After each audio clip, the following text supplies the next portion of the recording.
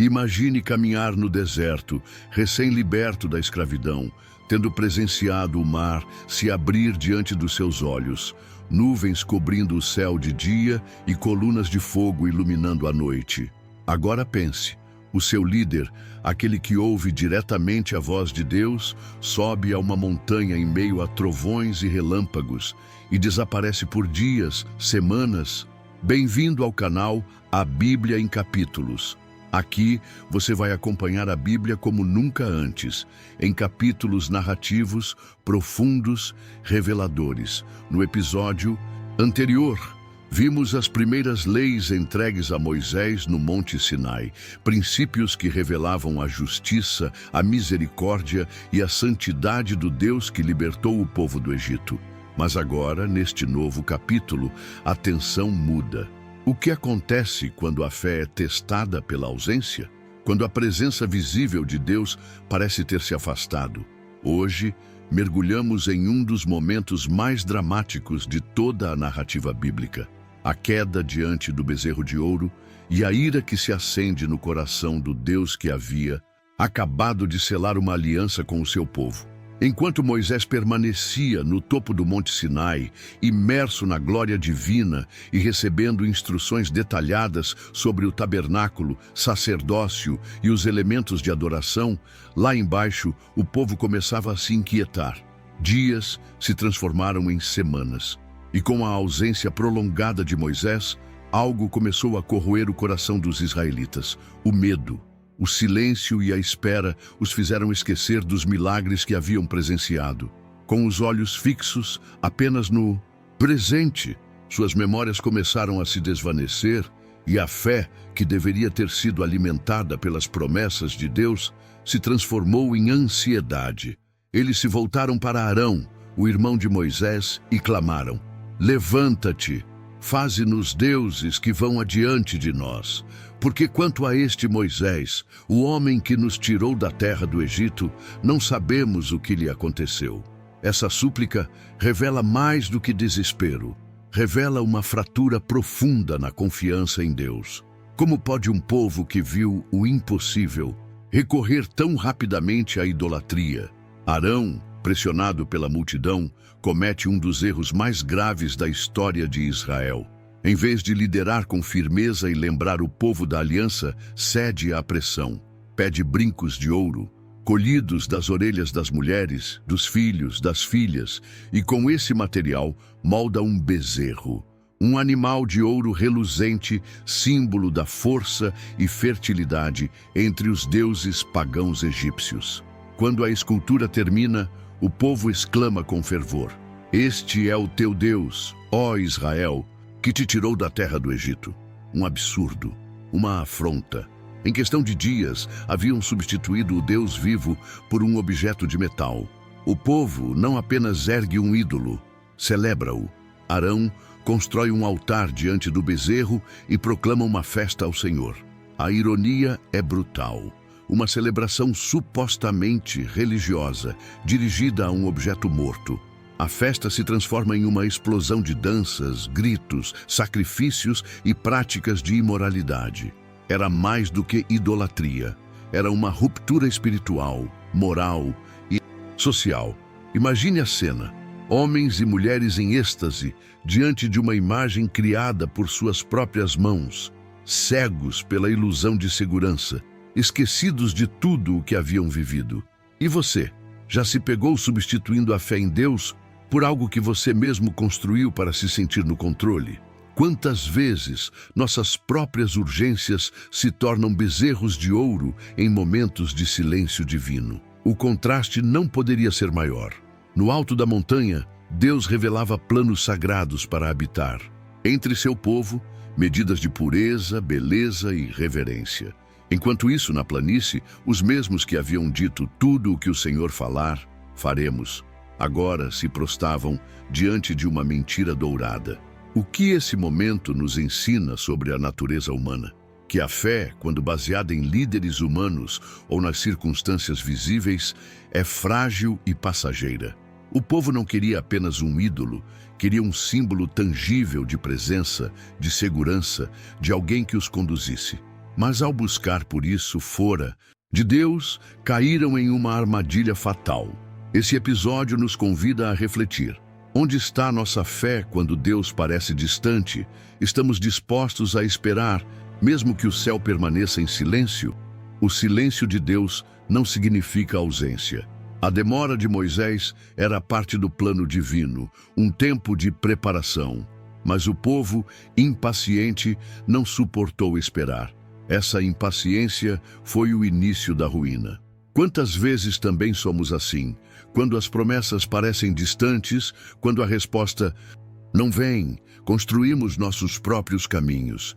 A grande lição aqui não é apenas sobre idolatria com imagens, é sobre colocar qualquer coisa acima da confiança no Deus invisível. Pode ser uma carreira, um relacionamento, uma opinião. Tudo aquilo que substitui o lugar de Deus no coração é um bezerro dourado. E o mais impressionante é que tudo isso acontece não muito tempo depois da revelação mais poderosa da história de Israel. Como é possível cair tão rápido depois de experimentar o sagrado? Comente aqui embaixo. Você já viveu um momento em que sua fé foi testada pelo silêncio? Como você reagiu?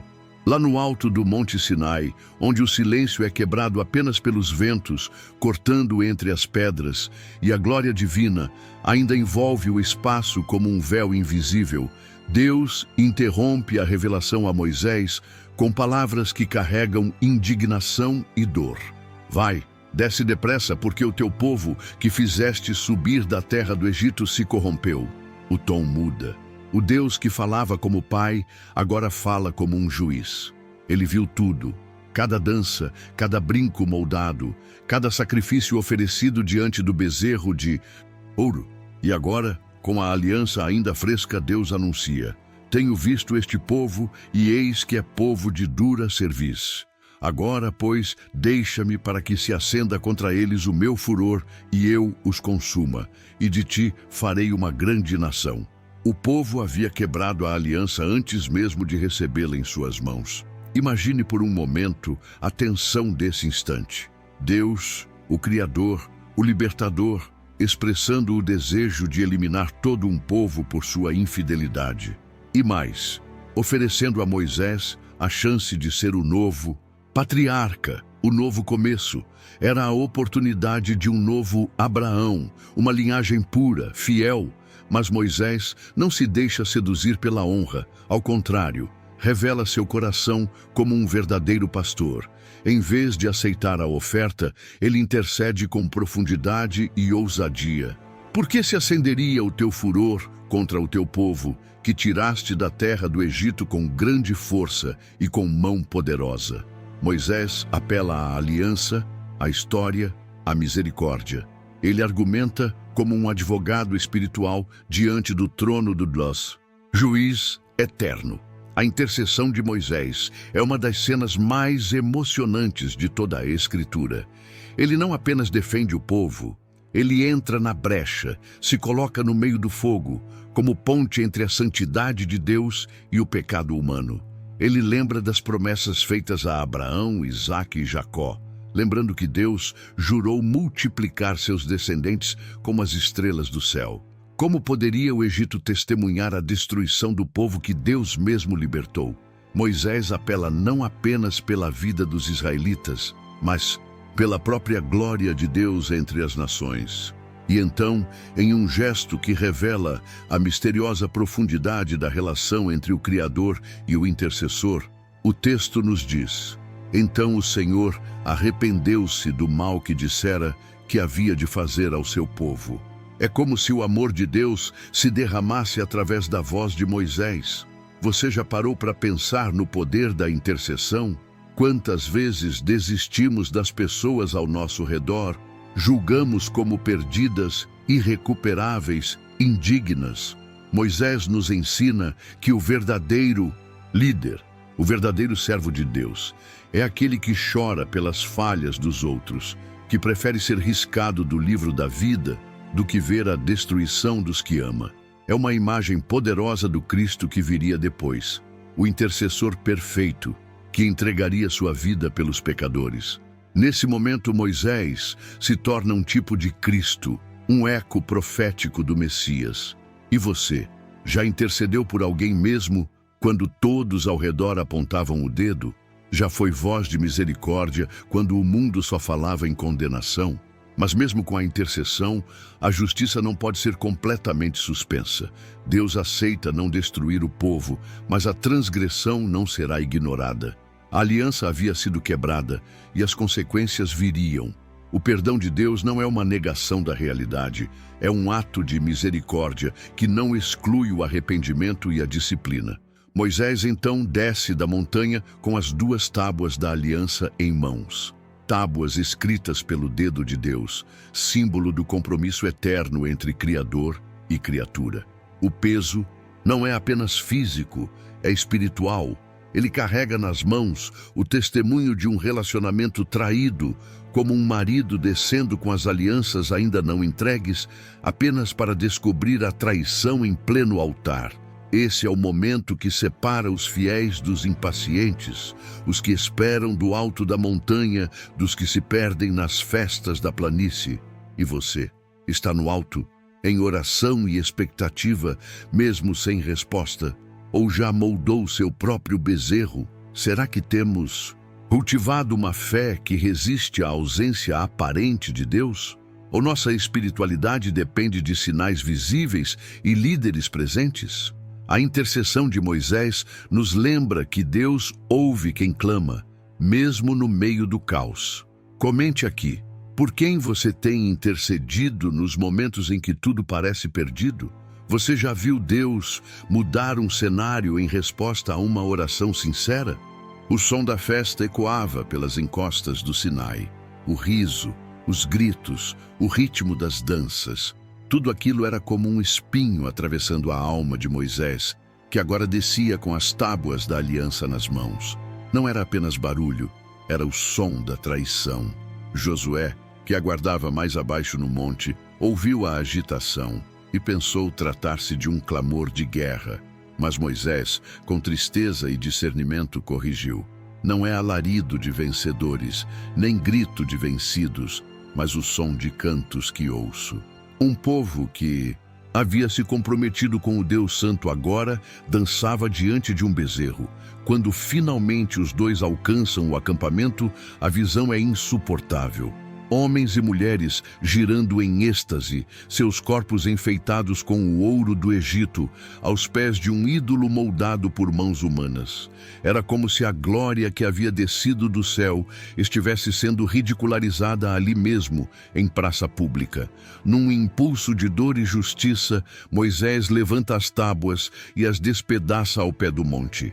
Aquilo não era apenas um gesto de raiva, era símbolo. O rompimento da aliança não era apenas espiritual, era literal. As pedras, que carregavam a escrita do próprio Deus, agora jaziam partidas no chão, diante do povo que havia quebrado seu compromisso. Foi um ato dramático, necessário, profundo. Imagine o impacto daquela cena. O som das pedras se partindo ecoando sobre o silêncio repentino da multidão. A vergonha se espalha como fogo entre as tendas. O clima muda.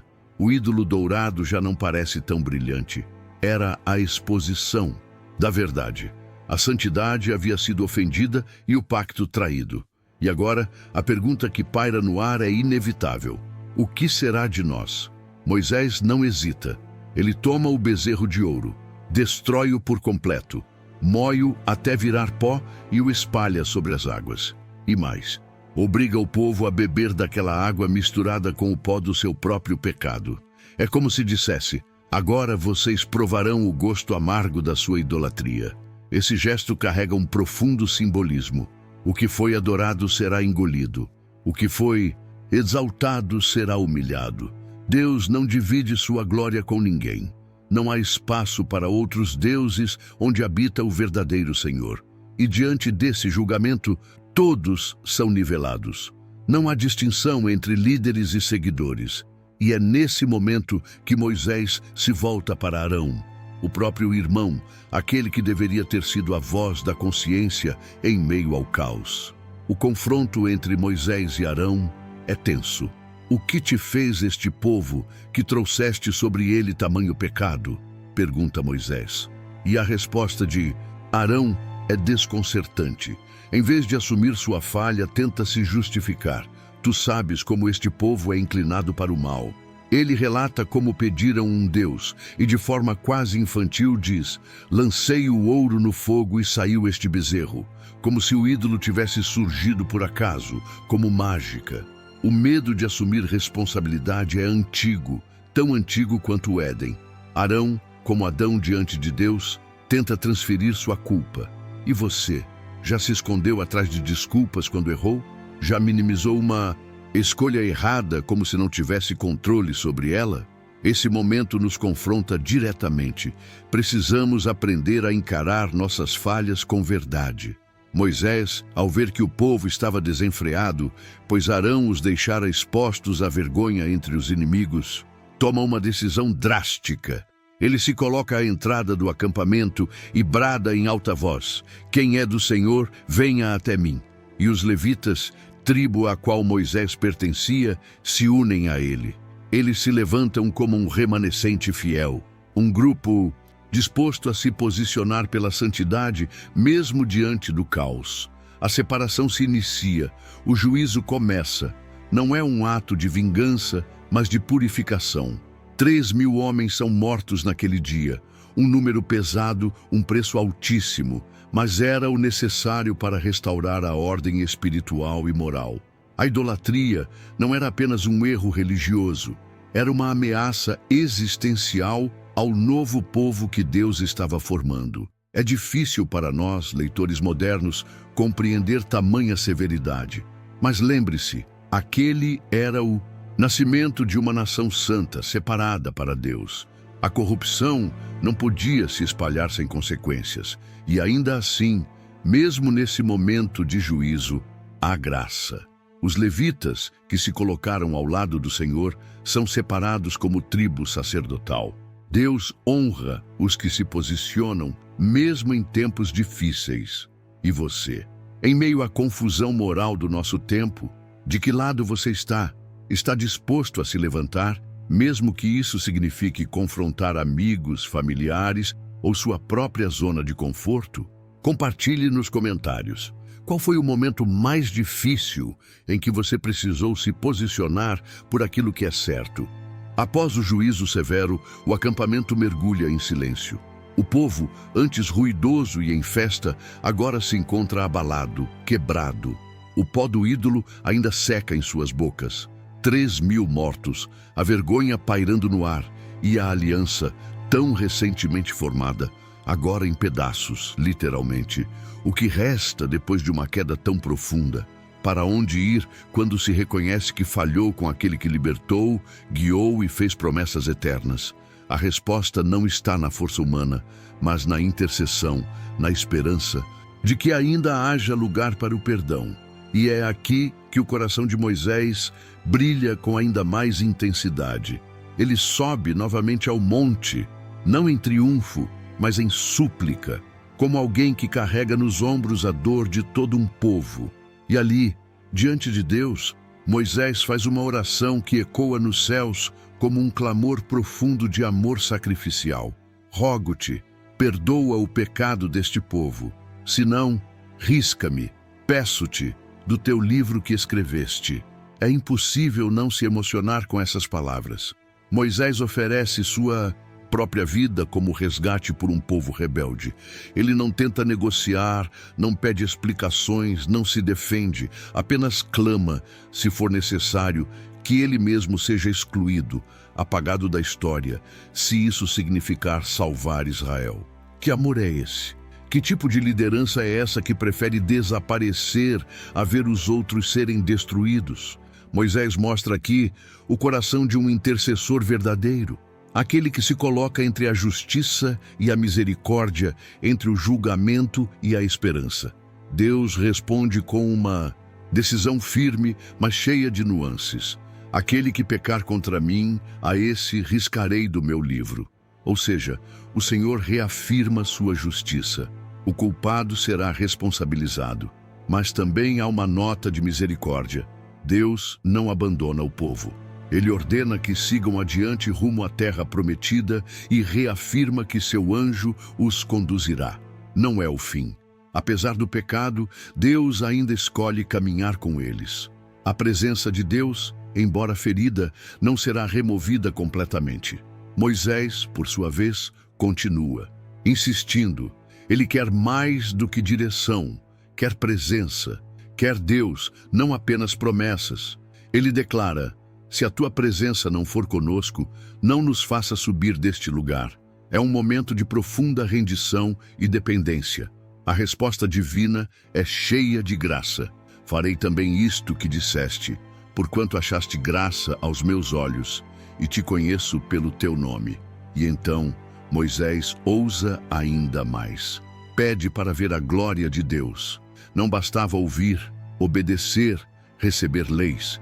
Ele queria contemplar a essência divina. E Deus, num gesto sublime, permite que Moisés veja uma parte de sua glória. Farei passar toda a minha bondade diante de ti. Mas há um limite. Ninguém pode ver o rosto de Deus e viver. Assim, Moisés é colocado numa fenda da rocha, coberto pela mão de Deus, e vê apenas as costas do Altíssimo. Esse é um dos momentos mais profundos de intimidade entre o homem e Deus em toda a Bíblia.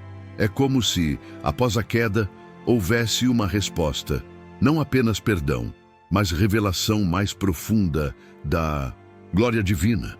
Esse episódio nos mostra que a jornada com Deus não termina na queda. Mesmo depois do erro, do juízo e da vergonha, há espaço para recomeçar. Deus ainda escolhe caminhar com seu povo. Ele não anula as consequências, mas também não fecha a porta da graça. A intercessão, a humildade e o desejo sincero de sua presença abrem caminho para a restauração. No próximo capítulo, veremos como Deus reescreve as tábuas, como a aliança é renovada e como a glória dele transforma até mesmo o rosto de Moisés. Mas por agora, este capítulo termina com uma verdade poderosa. Deus é justo, mas também é misericordioso. E ele busca corações quebrantados, arrependidos, que desejam mais do que bênçãos, desejam sua presença. E você? Qual tem sido sua postura diante da presença de Deus? Você o busca apenas quando tudo vai bem, ou tem coragem de subir o monte mesmo depois de falhar? Está pronto para interceder por sua família, por sua geração, com o mesmo clamor de Moisés? Escreva nos comentários. Qual foi o momento mais marcante da sua caminhada espiritual, onde você sentiu que Deus, mesmo justo, escolheu caminhar com você? Compartilhe seu testemunho e edifique outras vidas. Obrigado por assistir esse vídeo. Pedimos que se inscreva em nosso canal e curta esse vídeo. Ative também o sininho das notificações para ser avisado sobre nossas postagens. Até o próximo vídeo.